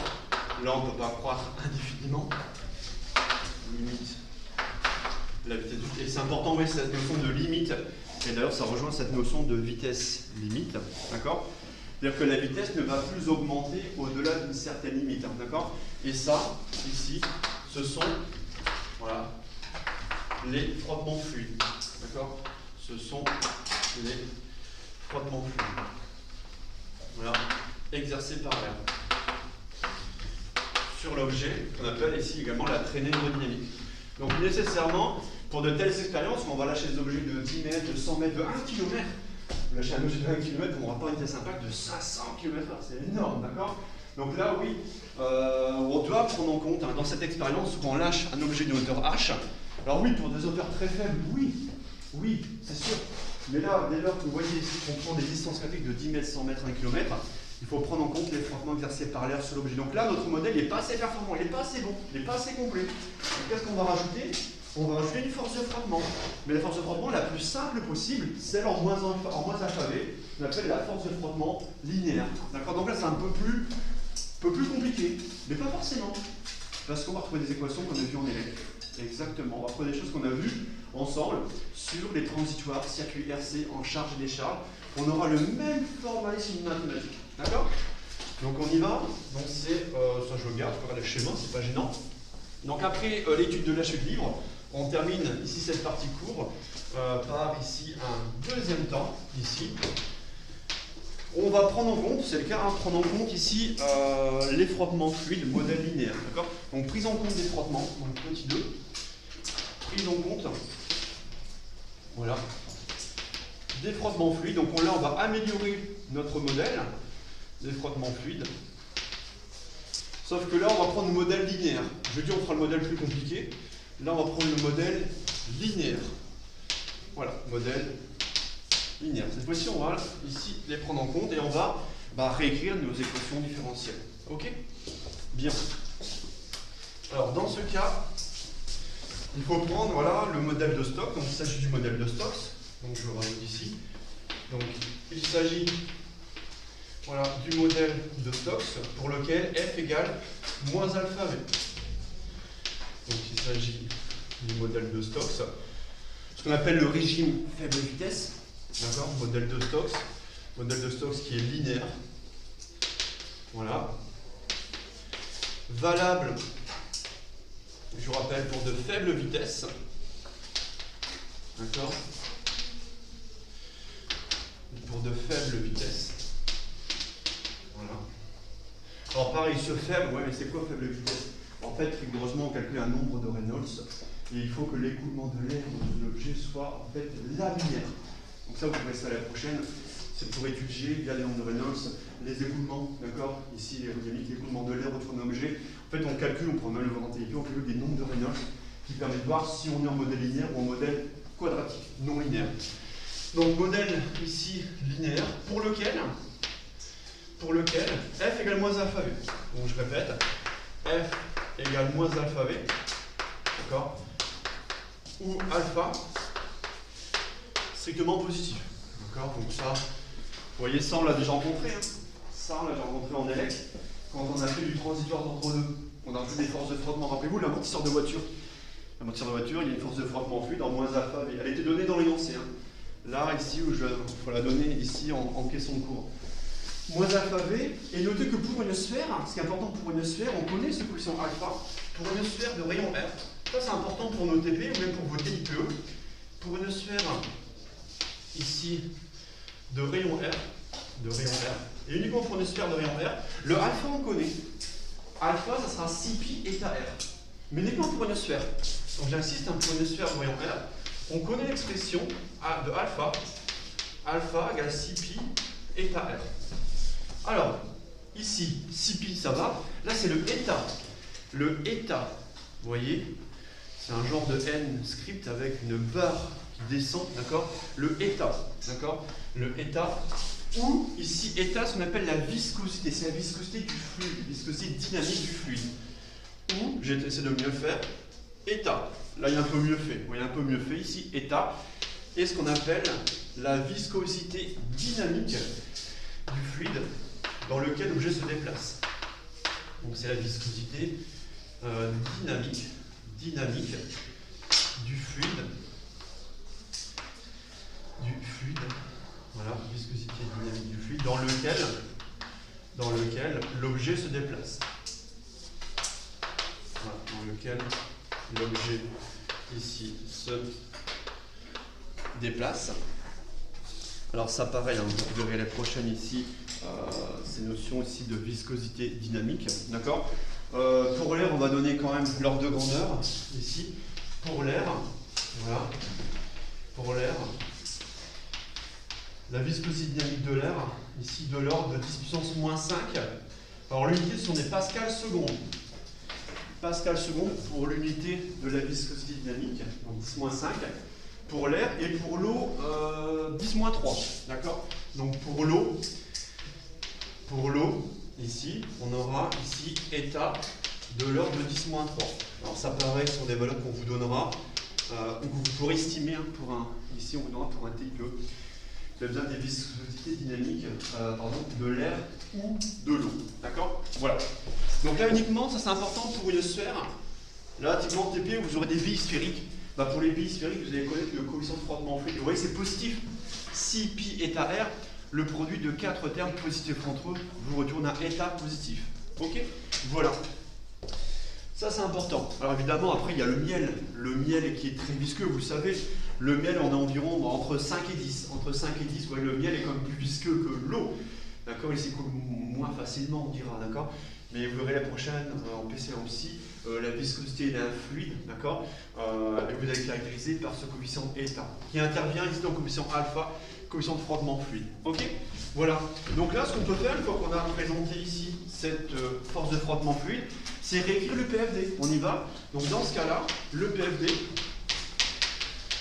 alors, il va se réécrire sous la forme, ici, donc MA, masse fois accélération du point M dans R égale mg moins alpha v. Moins alpha v de M dans R. Voilà. Et ça, j'encadre. Et avant d'aller plus loin, j'encadre et je réfléchis à ce que je vais faire. Qu'est-ce que je vais faire de cette équation ici? Sachant que le but, comme je vous l'ai dit, c'est oui, mettre dans cette vitesse limite de chute. C'est ça en fait. On a vu que ce modèle de chute sans frottement, chute libre, avait un défaut majeur. La norme de vitesse croît linéairement avec le temps. Et en fait, expérimentalement, on concède une vitesse limite de chute qui apparaît. Et en fait, nos équations, c'est ça en fait, nos équations doivent mettre en évidence une vitesse, d'accord, limite de chute. C'est-à-dire qu'ici, il faut arriver ici, je veux réfléchir, que je ne veux pas faire n'importe quoi. Comment faire apparaître une vitesse limite de chute? Bon, là j'ai moins alpha v, là j'ai MA. Alors, l'accélération, c'est la dérivée temporelle du vecteur vitesse. Donc on aura mdv sur dt égale mg moins alpha v. Et est-ce que vous ne voyez pas se profiler quelque chose de connu? Je répète, mdv sur dt égale mg moins alpha v. Est-ce qu'on ne va pas se profiler quelque chose de connu ici? Plus ou moins? Non? Ouais, une EDL d'ordre 1. Très bien, on y va. Alors qui dit EDL d'ordre 1? Il suffit qu'on ait un second membre constant non nul, solution particulière, obtenue au régime permanent. Ça sera notre pièce limite de chute. Voilà, terminé. Donc ce qu'il faut, voilà, c'est faire apparaître cette équation différentielle d'ordre 1, la résoudre et faire apparaître la pièce limite de chute. On y va. Donc on réécrit, et en sachant tout à fait où est-ce qu'on va, hein, d'accord, ça, où on va. On doit ici arriver à une EDL d'ordre 1. Donc on écrit m dv sur dt, m dv sur dt. Je fais passer le alpha v à gauche, plus alpha v de m dans R. Donc là je dirais dans le R égale mg. Ouais. Alors je parle un peu plus loin, d'accord? Rappelez-vous, souvent ce qu'on faisait en élec, on mettait un coefficient unitaire devant la fonction. Rappelez-vous, taux duc sur dt plus uc égale à e. D'accord? Rappelez-vous, taux duc sur dt plus uc égale à e. Donc là on fera la même chose, on va introduire un temps caractéristique. Et comment l'introduire? En divisant par alpha non nul les deux membres de l'équation différentielle. On va obtenir m sur alpha dv sur dt. M sur alpha dv sur dt. Donc là j'ai un vecteur, faites gaffe. Ici. Donc là j'ai le vecteur vitesse instantané avec un coefficient unitaire égale m sur alpha fois le vecteur g. Bon, ça c'est pas mal. Par contre je vérifie quand même que le rapport m sur alpha est homogène à un temps. Comme ça, il faut quand même le vérifier. Ça, c'est pas dit. Hein, c'est pas dit. On fait ici directement une petite équation en dimension pour vérifier quand même où on va poser taux. En y va, on anticipe, on dit bon, tiens, je vais poser taux. Taux égale m sur alpha. Taux égale m sur alpha, tel que tout de suite, bah, je vérifie que taux soit homogène à un temps. Alors, crochet taux, c'est m sur alpha. M sur alpha, c'est bien ça. Ok. Ce que je vais faire, dimension ici de taux. Dimension de m sur alpha. Dimension de m, c'est une masse. Donc on aura m. Divisé par dimension de alpha. Dimension de alpha, il est là. C'est une force divisée par une vitesse. Alpha est homogène. Alpha est homogène au rapport d'une force divisée par une vitesse. Donc alpha, regardez attention ici, une force. Une force, somme des forces égale à m, l, t moins 2. Je vous rappelle, hein. Crochet F, dimension d'une force. Dimension d'une force, m, masse fois accélération. Masse fois accélération. ml t moins 2. Hein. Et attention, alpha est homogène au rapport d'une force par une vitesse. Donc la vitesse remonte au numérateur. Mètres par seconde. Ici, donc on aura ici, pardon, L, t moins 1 pour la vitesse. Je regarde ce qui simplifie. M, L. T moins 1 sur T moins 2, ça fait T exposant moins 1. Ça fait moins 1 moins 2. Ça fait moins 1 plus 2. Moins 1 plus 2, ça fait 1. Ok? Donc là, c'est homogène à un temps. Ok. Donc taux est le seul temps caractéristique de cette chute avec frottement. Donc taux, on peut conclure. Donc ça, je peux effacer, j'en ai plus 1. Donc bilan, taux égale m sur alpha. Et le seul temps qu'on peut caractériser, donc c'est le temps caractéristique de la chute avec frottement. C'est le temps caractéristique de la chute avec frottement. Voilà, chute ici avec frottement. On l'a vérifié par ici une équation de dimension. Ok? Et là on réécrit. Voilà. On peut réécrire l'équation différentielle avec taux. Ok? Mais aussi projeter. C'est-à-dire qu'on va ici écrire taux. Donc on aura taux dv sur dt, d'un point de vue vectoriel. Voilà. Plus v de m dans R. Égale m sur alpha. M sur alpha c'est taux, égale taux g. Taux g. Ok? Alors là, bon, c'est pas pratique hein, d'un point de vue manuel, parce qu'on a une équation différentielle. Mais elle est vectorielle. Elle est vectorielle. Nous, on va préférer travailler avec des scalaires. Ce qu'on va faire, c'est projeter les vecteurs. On peut projeter les vecteurs. On va comme, ici, ça tombe bien, le schéma il est encore à gauche. projeter les vecteurs vitesse et g dans la base cartésienne, notamment selon l'axe OZ, vertical ascendant. Quand je regarde le vecteur G est selon moins 2z, déjà. Donc G est selon, j'insiste bien, sur le moins G selon EZ. Ok. La vitesse, pareil, la vitesse instantanée. Vitesse de chute verticale descendante. La vitesse instantanée est à tout instant opposée au vecteur unitaire EZ. Donc je peux noter, il n'y a pas de souci, je peux noter que la vitesse du point M, regardez ce que j'écris, je vais écrire c'est égal à moins V, la norme V de la vitesse selon EZ. Je regarde le schéma. Ici, mouvement vertical, ici, descendant pour la chute depuis une hauteur H. Si je fais ça, regardez, je vais remplacer les vecteurs G et les vecteurs V dans l'équation. J'aurai deux moins, donc j'aurai des moins à gauche, j'aurai des moins à droite, donc les moins vont simplifier. Et ça me permet de passer des vecteurs au scalaire, plus simple à manier. C'est-à-dire qu'ici, qu'est-ce que l'on aura finalement? On aura taux, voilà, dV sur dt. Et en fait, là, je raisonne sur la norme V du vecteur vitesse. Ouais, je raisonne plutôt sur la norme du vecteur que plutôt sur le vecteur lui-même. Plus V, égale ici taux G. Voilà. Et là, voilà, EDL d'ordre 1 à second membre constant. EDL d'ordre 1, ici, à second membre constant. Bon. Ok. Ben voilà notre première équation différentielle. Et ça c'est déjà vu, hein. Je rappelle, ça vous fait penser aux charges des charges d'un condensateur, d'accord? Ça c'est analogue à taux DUC sur DT, tension dans du condensateur, plus UC égale à E. La résolution sera la même, et on pourra même, et surtout les on en fera plus. En DP, on va rencontrer ici des portraits de phase. On va reprendre des portraits de phase qu'on a vu en élec ensemble, où on trace la dérivée en fonction de la fonction. Donc on refera une nouvelle fois cet outil. Mais on ira beaucoup plus loin ensemble en TP et en informatique sur ces portraits de phase. D'accord? Alors, d'un point de vue caractéristique de la chute, d'accord? Dire que pour vous, la partie la plus simple, je crois, c'est la résolution. Ça, vous savez résoudre. Vous avez fait le chapitre en maths, on l'a fait plein de fois en élec. Ça, c'est une EDL d'ordre 1. Ça, vous savez résoudre. Ça allait vite pour pouvoir résoudre. Rappelez-vous, on va le faire dans 10 minutes. Par linéarité de l'EDL d'ordre 1, V de T égale une solution particulière plus la solution de l'équation homogène associée. Solution particulière, on regarde le second membre, constant. Donc solution particulière, ici, elle est ici triviale, elle est évidente, elle vaut taux G. La solution de l'équation homogène associée, VH de T, A exponentielle moins T sur taux. On fait la somme des deux, on n'oublie pas de déterminer la constante d'intégration A grâce à la condition initiale. D'accord, mais ça on fera après. On va s'attarder un tout petit peu sur les caractéristiques de la chute. Ici, comme tout à l'heure, caractéristiques de la chute avec frottement. Donc caractéristique de la chute avec ici frottement. Voilà. Donc là, voilà. Là, il y aura un peu moins de calcul. Il y a deux aspects ici à mettre un aspect principal à mettre en évidence. Surtout un, c'est la décimite de chute. Voilà. C'est-à-dire que ça serait bien quand même qu'avant même de résoudre les quadrifs, alors oui, en résolvant l'équation différentielle, on va trouver naturellement la décimite de chute. C'est quoi? C'est le second membre, hein. C'est la solution particulière, la décimite de chute. Mais la trouver ici physiquement. Je l'ai dit tout à l'heure, physiquement, qu'est-ce qui se passe? La vitesse limite de chute, c'est-à-dire que là, notre modèle sans tension, la vitesse croît linéairement avec le temps, ça ne tient pas.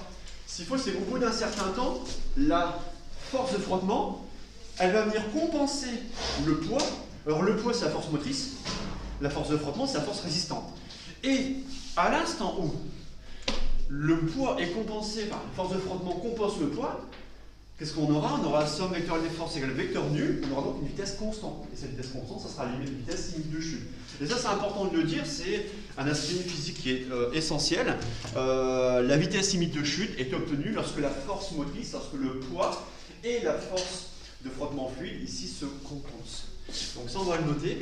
La vitesse limite de chute, la vitesse limite de chute.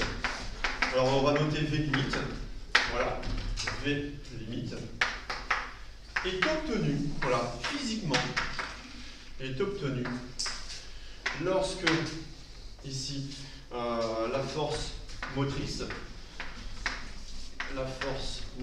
donc ici, le poids P de l'objet. Voilà. La force motrice est compensée par la force de frottement. Et compensée par, ici, la force de frottement.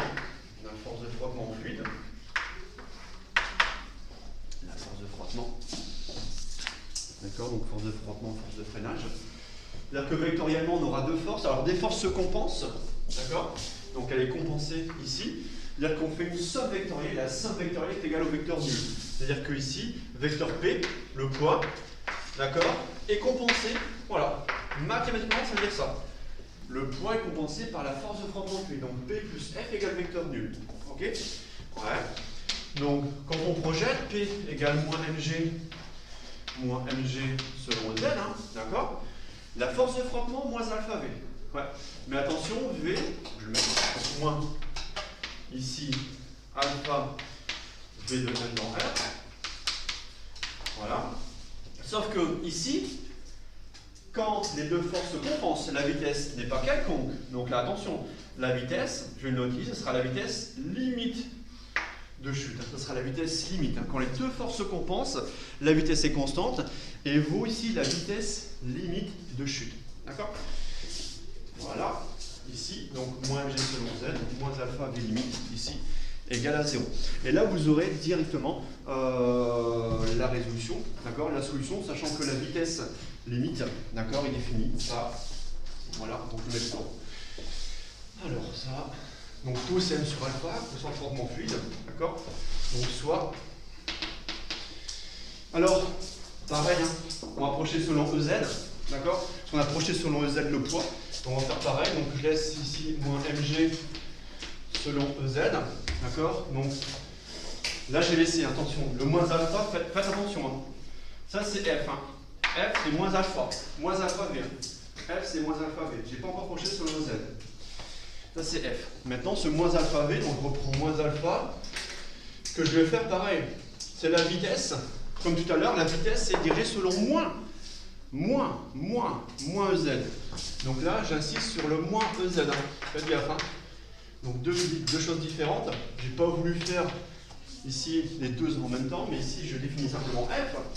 Et après je précise que comme toute vitesse, ce vecteur vitesse limite, vous voyez je passe du vecteur vitesse limite, je vais mettre ici, voilà, en évidence, je passe de ce vecteur-là à sa projection cartésienne selon EZ, où tout vecteur est selon moins EZ. D'accord? Donc là, ça permettra ici de projeter sur EZ, d'accord? Et d'avoir ici directement la vitesse limite de chute. Donc je vais passer ça à droite. Donc V limite égale à quoi? Égale mg, d'accord? Ici, mg sur alpha. Voilà.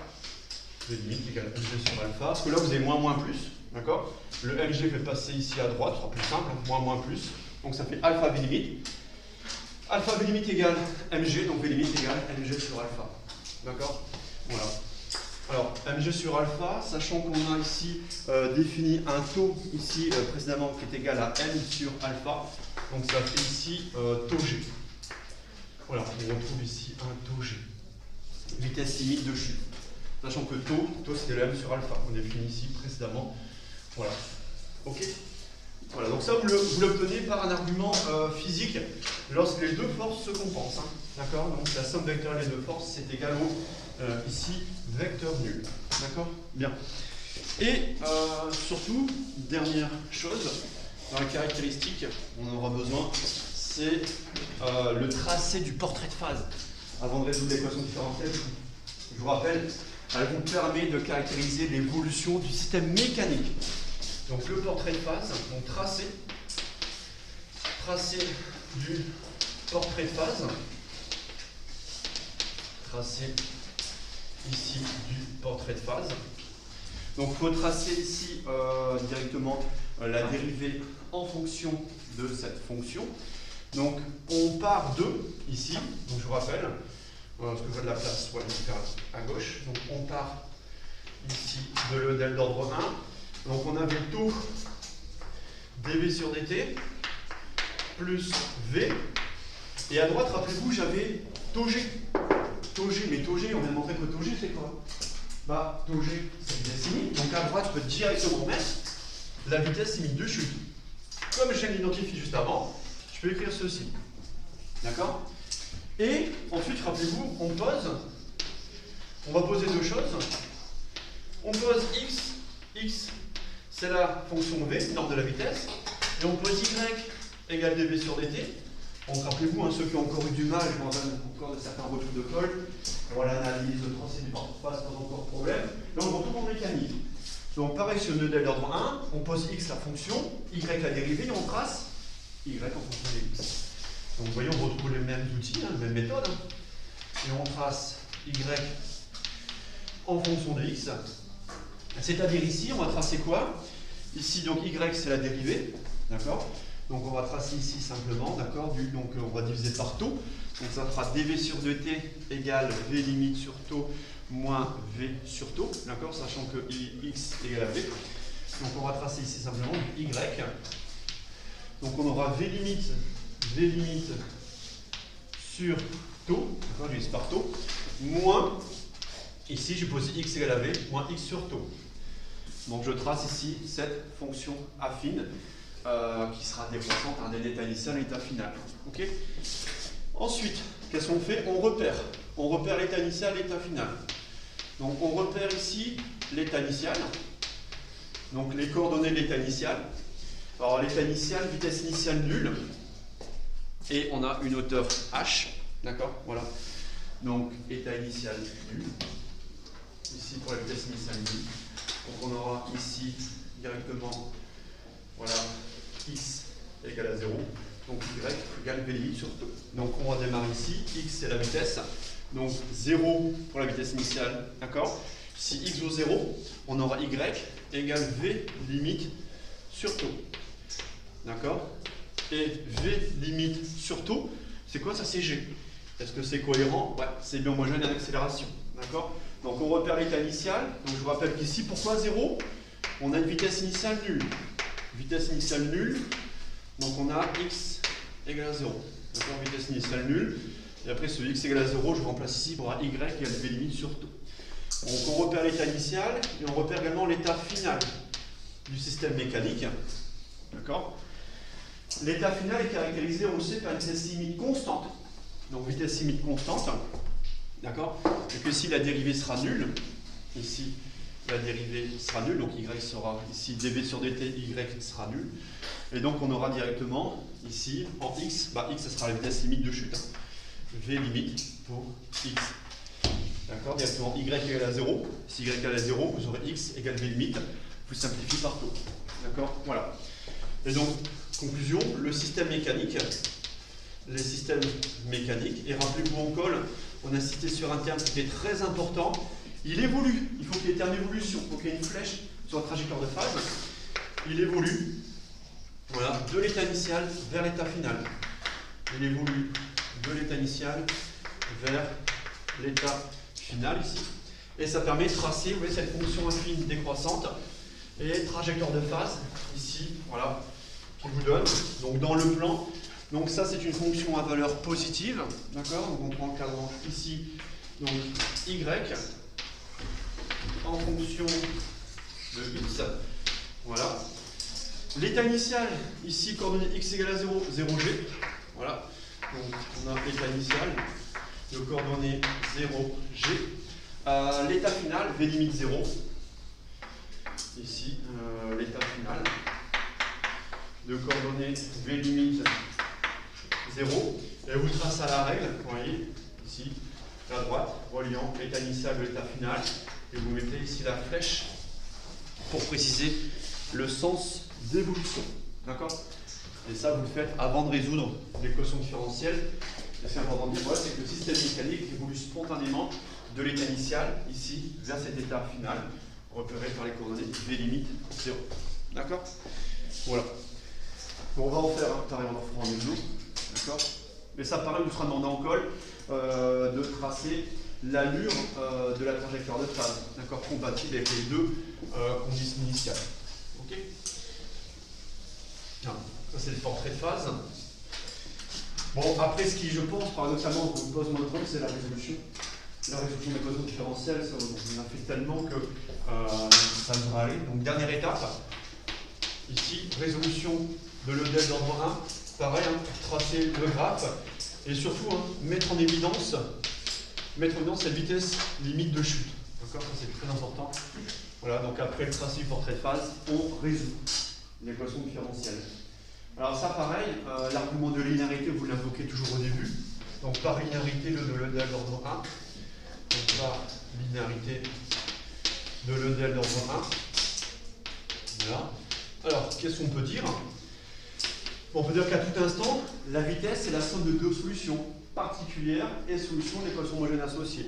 Ça c'est important, donc V de t égale Vp plus Vh de t. Voilà.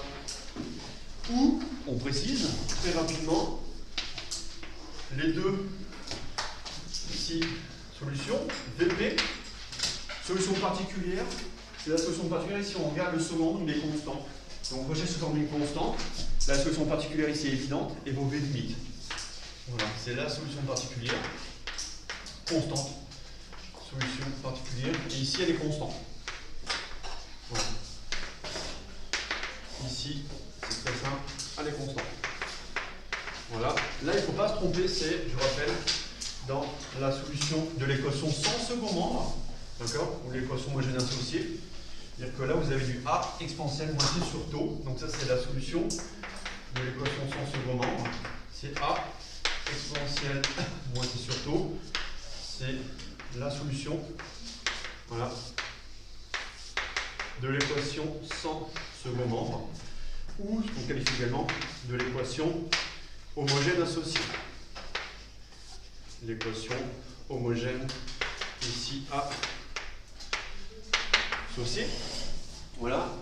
Vous faites la somme des deux, d'accord, avant de déterminer la constante d'intégration, d'accord. Donc d'où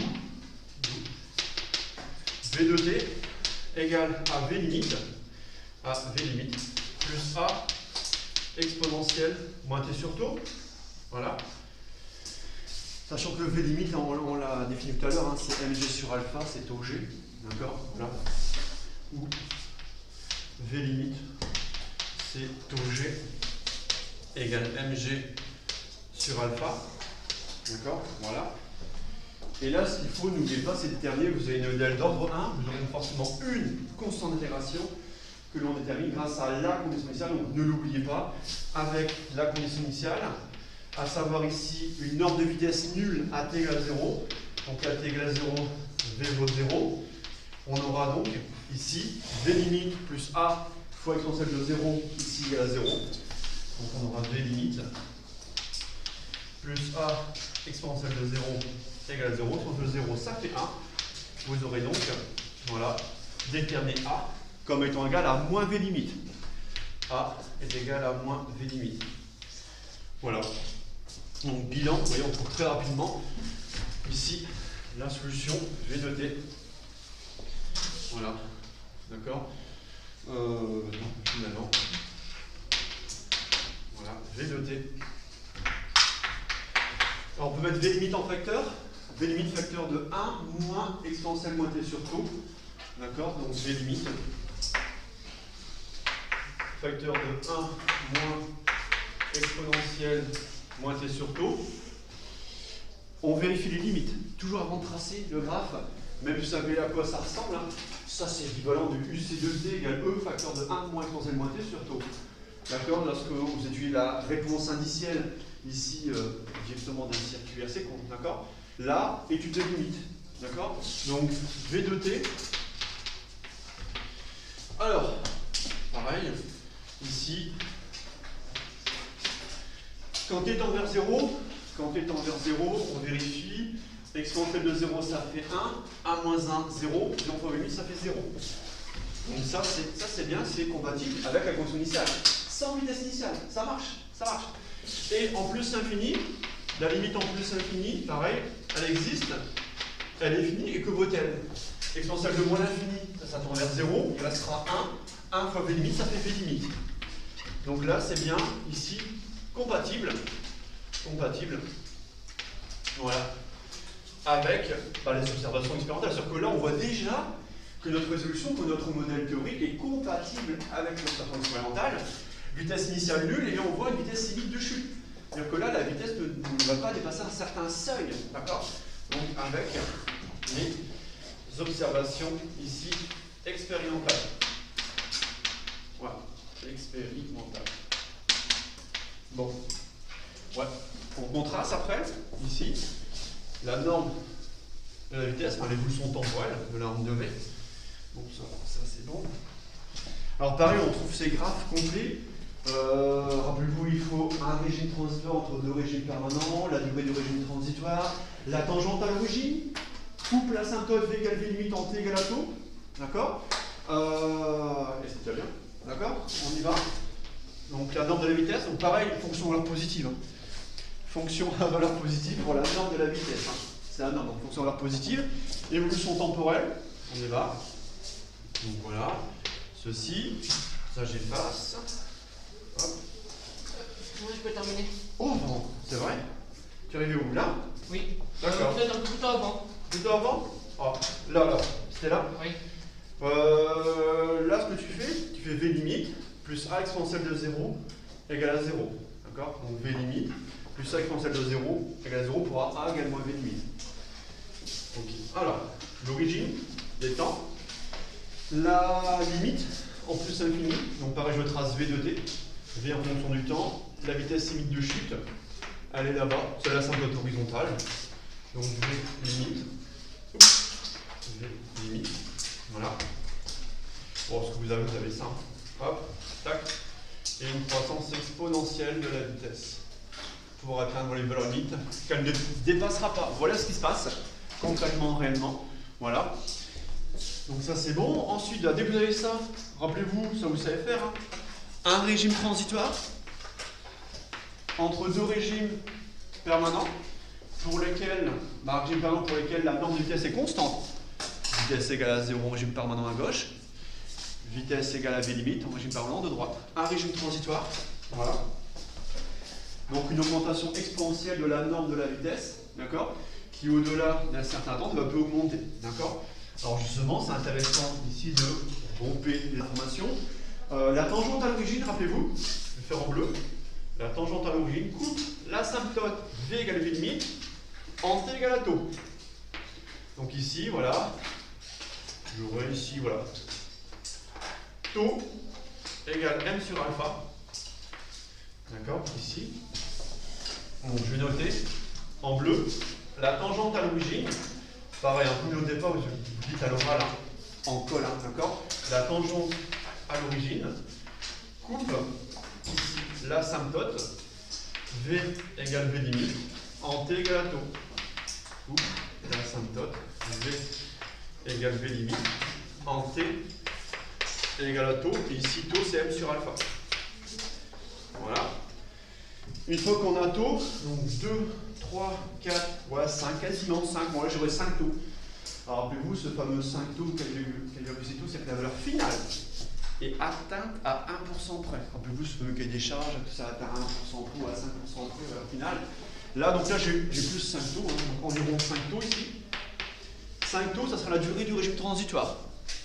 Et là, c'est-à-dire que dans ce cas-là, je suis un peu plus exigeant, je souhaite avoir une valeur finale atteinte à 1% près, d'accord? Donc ça déjà. Ensuite, la durée du régime transitoire ici est de l'ordre de 5 taux ici, voilà, ça se voit graphiquement. Du régime ici transitoire est de l'ordre de 5 taux, voilà. Ici. Ok.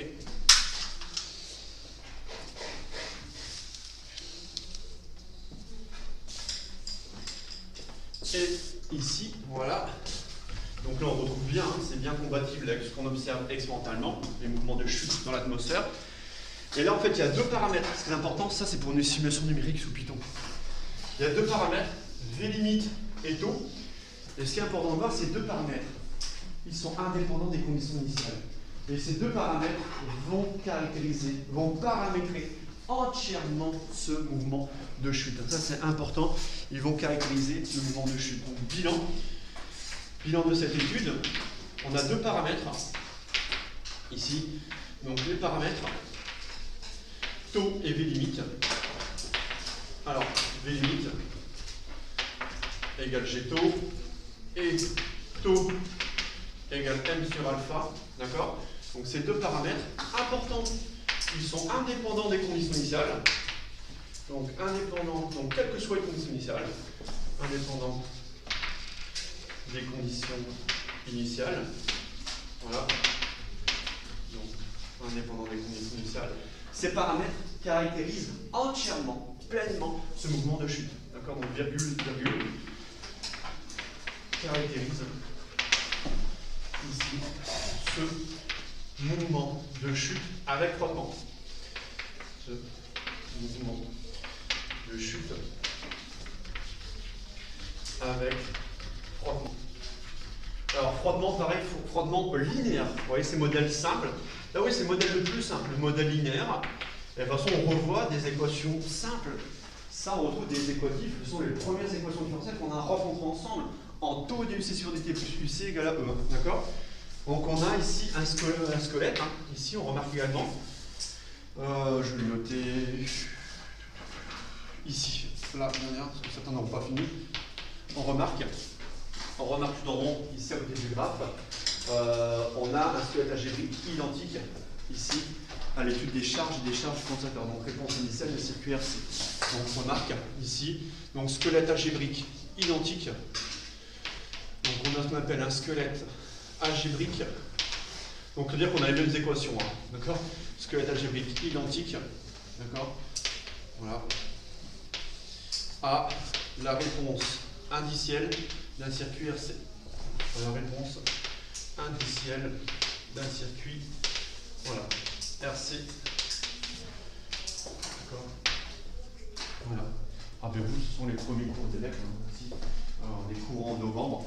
Réponse indicielle d'un circuit RC avec les mêmes équations différentielles, les trajectoires de phase et les évolutions temporelles. D'accord. Et là, quand on effectue les simulations numériques, quand on rentre dans paramètres, il faut les valeurs de paramètres. Hein. Là, pour avoir des valeurs numériques, est-ce qu'on est dans l'eau ou dans l'air? Ça change la valeur de alpha. D'accord? Il faut que la masse du système, le temps caractéristique, il faut qu'on a ça en fait une solution numérique. Et là, en fait, les valeurs ici proposées, les valeurs annoncées, les valeurs prévues correspondent beaucoup mieux à celles qu'on constate instantanément. D'ailleurs, on retrouve, hein, surtout, c'est bien ça. Vous lâchez un objet ici dans un fluide, cette vitesse ne peut pas augmenter. Elle atteint un certain seuil, encore infranchissable, la vitesse limite de chute. D'accord? Voilà pour aujourd'hui. Est-ce que vous avez des questions?